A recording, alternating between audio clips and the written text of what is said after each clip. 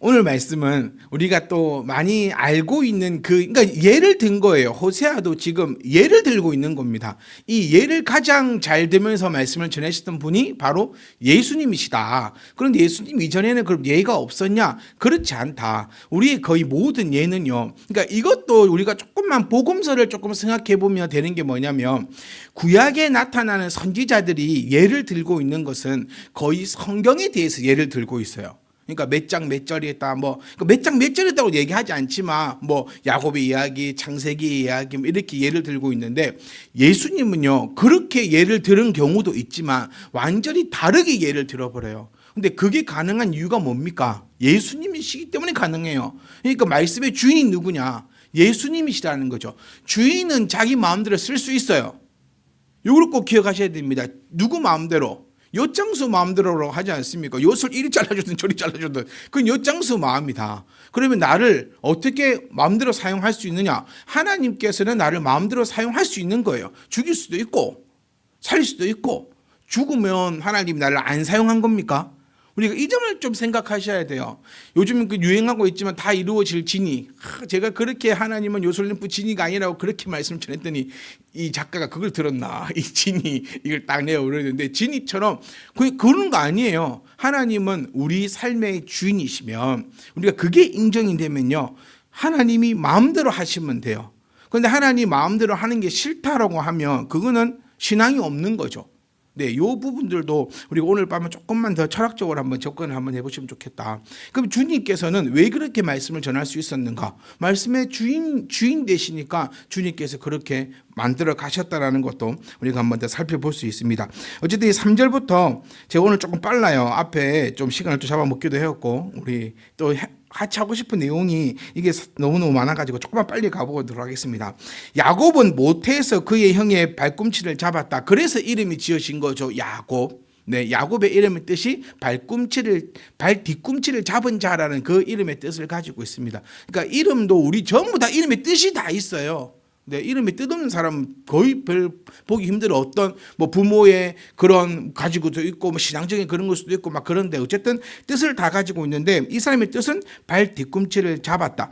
여러분 이것은요 발 뒤꿈치를 잡아서 조금만 이제 수준을 조금 높여보자고요. 제가 이거를 설명할 필요는 없지 않습니까? 이제 우리 수준에서 뭐 발꿈치를 어떻게 잡았는지 그 상황을 설명할 필요가 없으니까 조금만 더 수준을 높여보면 발 뒤꿈치를 잡았다라는 그 의미는 쏘기다, 빼앗다의 의미를 가진 동사입니다. 동사. 그러니까 우리가 약간 단어를 조금 살펴볼 필요도 있는데 그냥 어렵게 생각하지 마시고요. 쉽게. 그러니까 이 야곱이란 이름의 그 이름의 어원을 살펴보면 붙잡는 자, 간절한 자 이렇게 표현을 해볼 수 있어요. 참 이름대로 살았다라고 우리가 표현할 수 있는데 나올 때부터 그러니까 이게 여러분 진짜 발 뒤꿈치를 잡았는가 안 잡았는가 그건 잘 몰라요.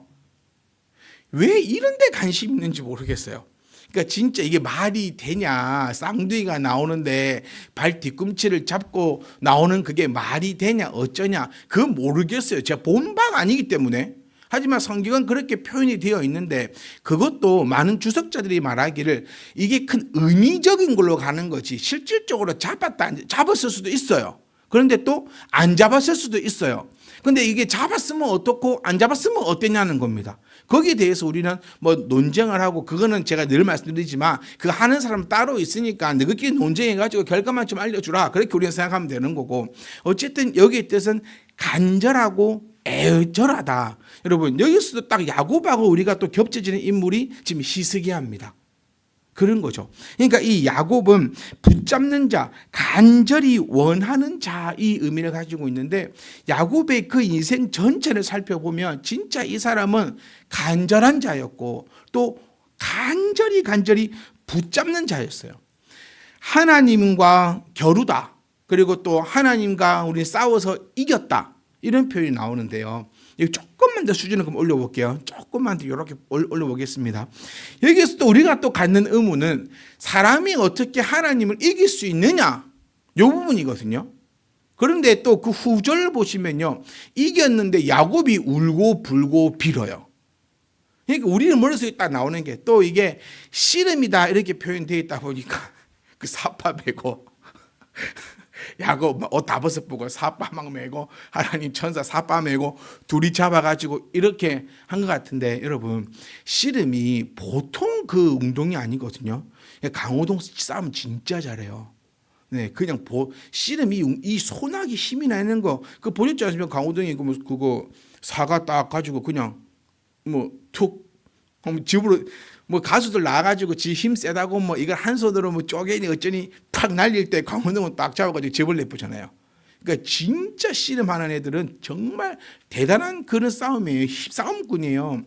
그런데 이게 씨름으로 표현돼 가지고 하나님하고 씨름해서 이겼다라고 표현되니까 진짜 인간이 하나님을 잡아뜨리고 하나님 그럼 천사 열받아 가지고 한도뼈를 쳐 가지고 막 이렇게 장애인으로 만들었다.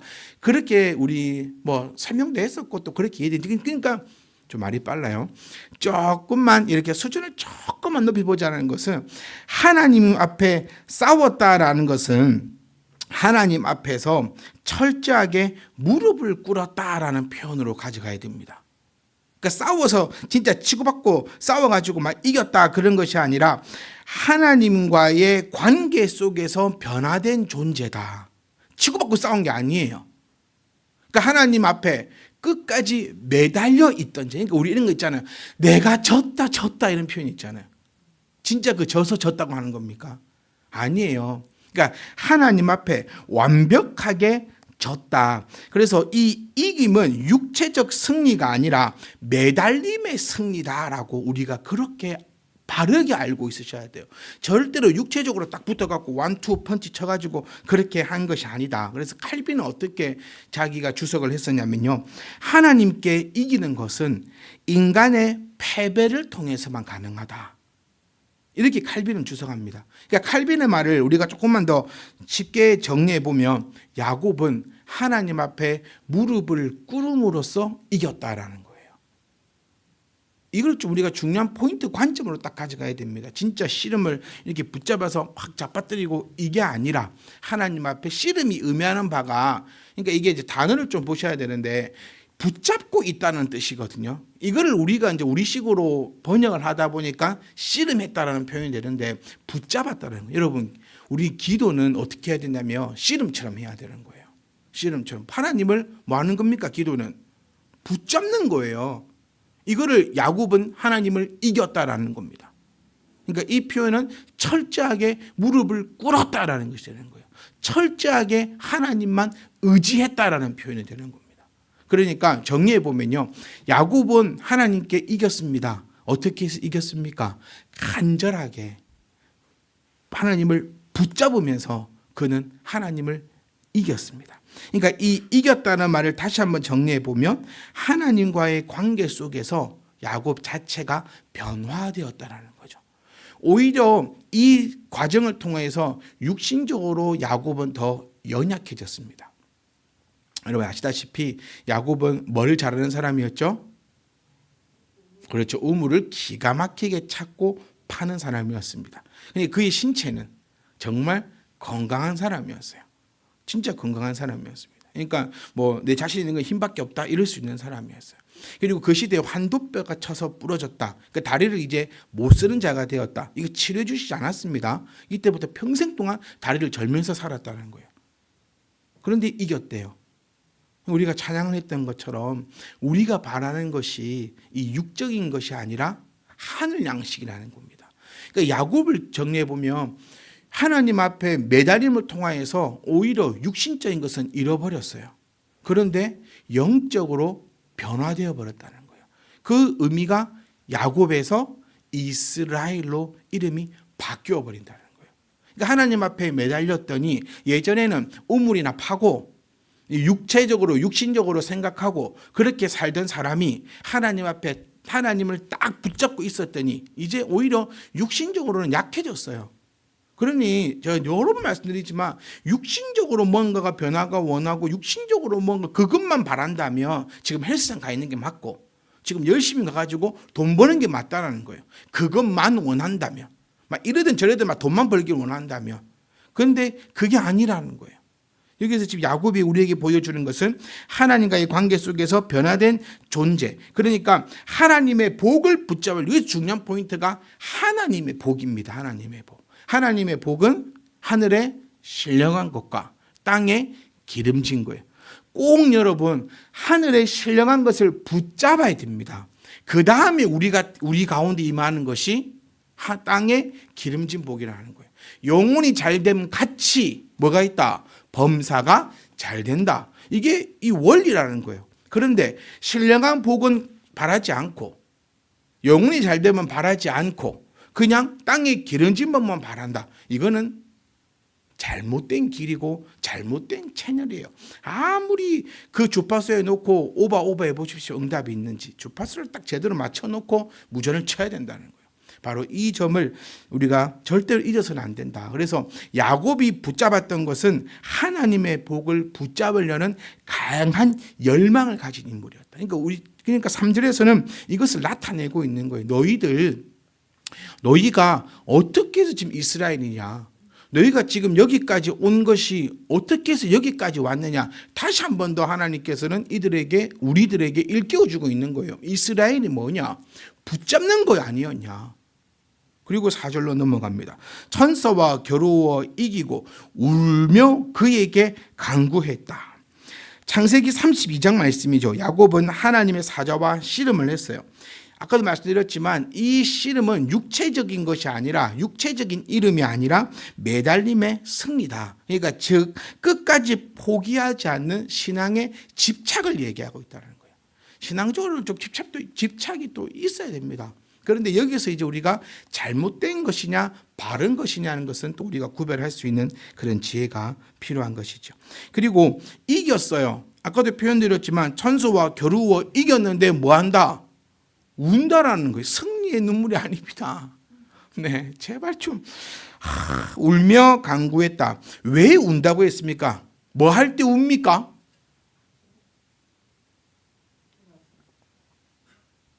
성격이 나오시죠? 분할 때 울고 간절할 때 울고.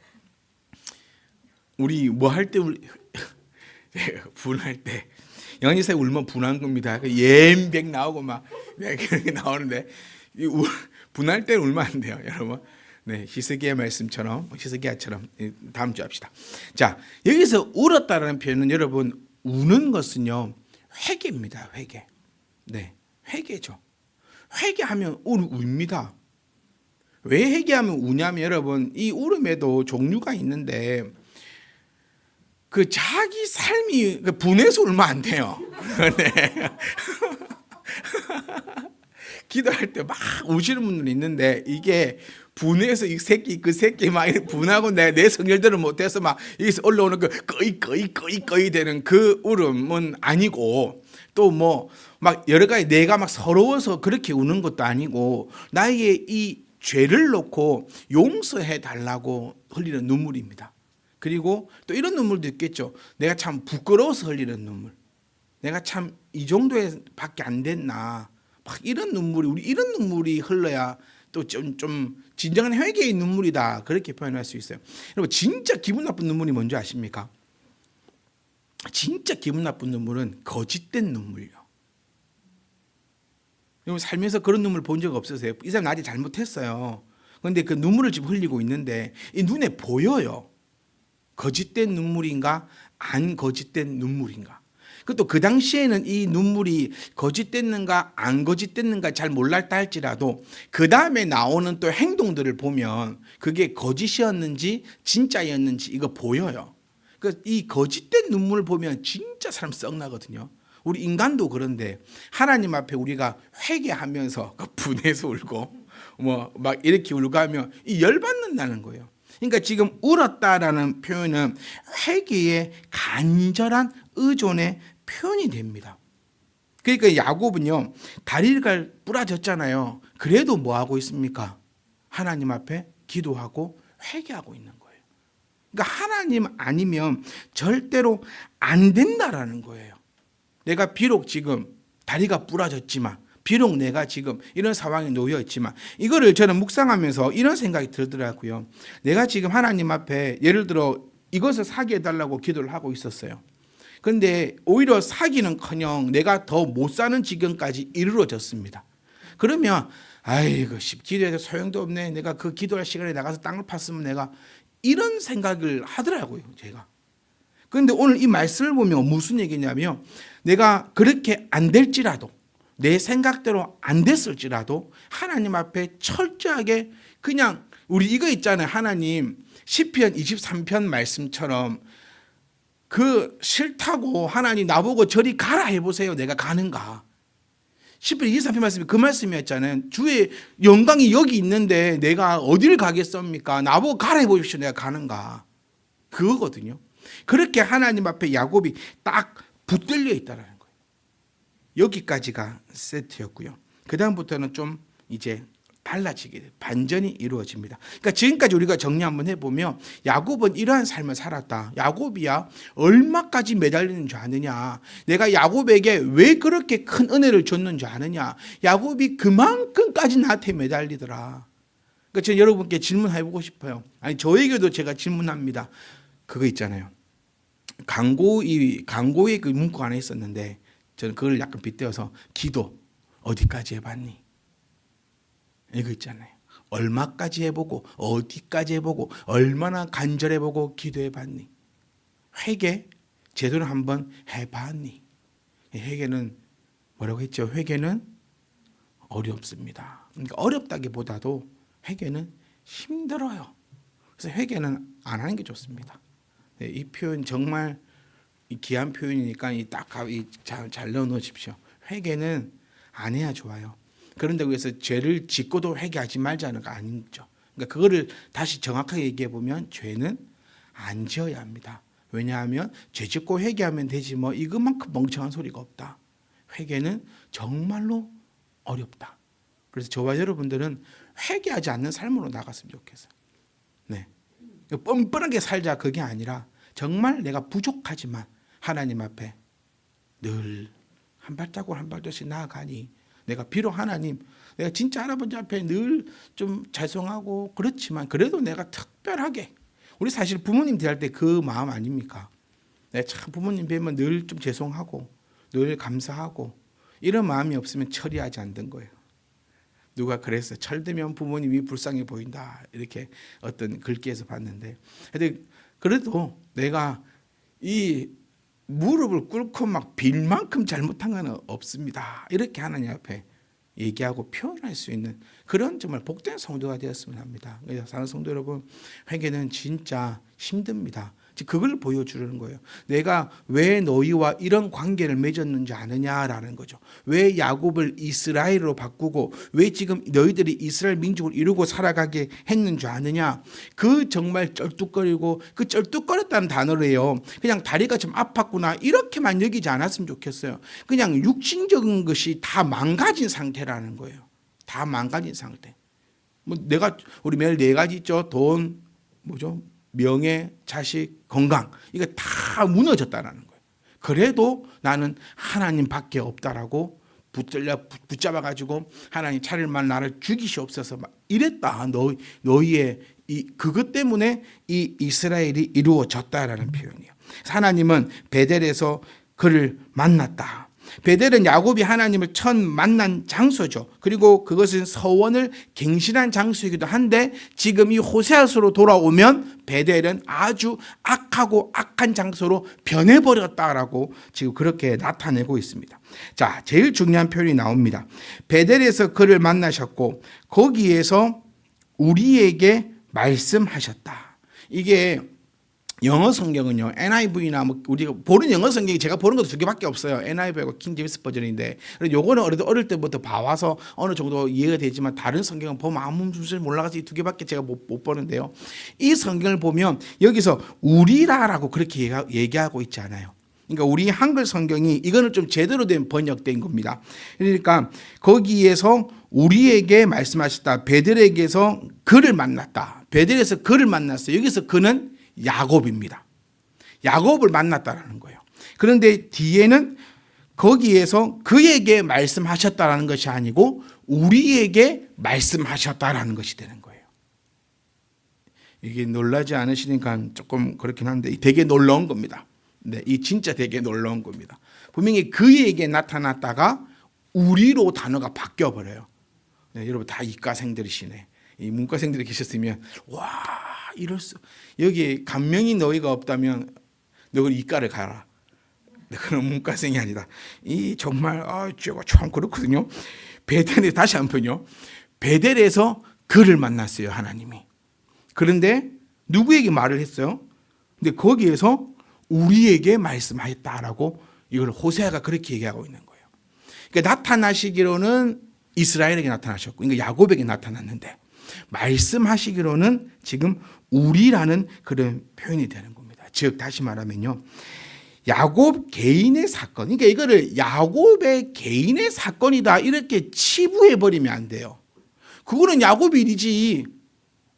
그거는 요셉의 일이지. 내 일은 아니지 않아. 이렇게 치부해 버리면 안 돼. 그래서 정말 이 우리라는 단어가 너무 정말 이 중요한 단어 중에 하나입니다. 네. 그렇습니다. 그러니까 호세아는 지금 그렇게 얘기하는 거예요. 이 야곱의 개인의 사건이 개인의 사건으로 끝나는 게 아니라 지금 우리에게 연속적으로 이루어지고 있는 하나님의 놀라운 말씀이야라고 우리에게 그렇게 표현을 하고 있는 거예요. 그리고 이제 이 말씀을 받고 이제 5절, 6절로 쭉 나아가고, 아니 성경 전체를 이 표현을 가지고 우리가 성경을 봐야 하고 지금 그렇게 성경을 보고 있다라는 것이에요. 그러니까 정리를 해보겠습니다. 하나님의 지금 역사는 우리라는 단어 이 하나 때문에 우리가 이렇게 얘기할 수 있는 거예요. 여기서 개인적 과거의 일로 끝난 것이 아니라 우리에게 지금 현재도, 그래서 어제나 오늘이나 내일도 동일하신 하나님이다라고 그렇게 우리가 외쳐 부르고 있는 그 사실이 이 단어 하나로 시작된다는 거예요. 하나님의 그 역사는 지금도 우리 가운데 살아 계시고 있고 보응하신다. 그러니 너가 한 대로 하나님께서는 역사를 더하신다. 정말 제가 쉬운 얘기 하나 하고 마치려고 합니다. 저는 성도 여러분, 돈을 많이 벌려면 어떻게 해야 됩니까?